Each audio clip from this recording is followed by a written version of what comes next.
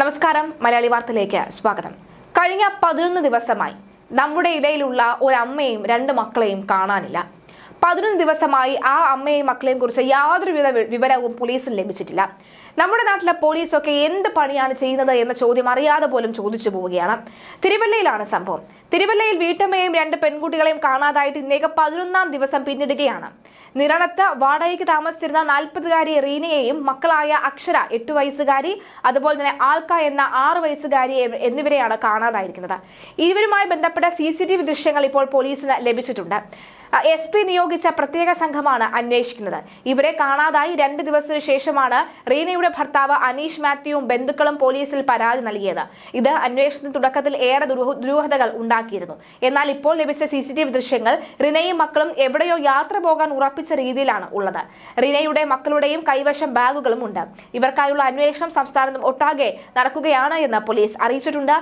ഇവരുടെ സഹോദരിയുടെയും പിതാവിന്റെയും പ്രതികരണം വരുന്നുണ്ട്, നമുക്കൊന്ന് കേൾക്കാം. പക്ഷേ കൃത്യമായ നടപടി പോലീസ് സ്വീകരിക്കുക തന്നെ വേണം. നമ്മുടെ സമൂഹത്തിൽ നിന്നും ഇത്രയും പോലീസ് സന്നാഹവും പോലീസ് സംവിധാനവും ഇത്രയും സ്ട്രോങ് ആണ് എന്ന് വീമ്പിളക്കുന്ന നമ്മുടെ സമൂഹത്തിൽ നിന്നും ഒരമ്മയും 2 പിള്ളേരെയും 2 മക്കളെയും കാണാതാകുന്നു, അത് 2 പെൺമക്കളെ കാണാതാകുന്നു എന്ന് പറയുന്നത് അക്ഷരാർത്ഥത്തിൽ ഞെട്ടിക്കുന്ന കാര്യമാണ്. ഇന്ന് 11ാം ദിവസം പിന്നിടുകയാണ്. കൃത്യമായി തന്നെ നമുക്ക് അതിനെക്കുറിച്ചുള്ള വിവരങ്ങൾ ലഭിക്കേണ്ടതുണ്ട് എന്നാണ് വ്യക്തമാകുന്നത്.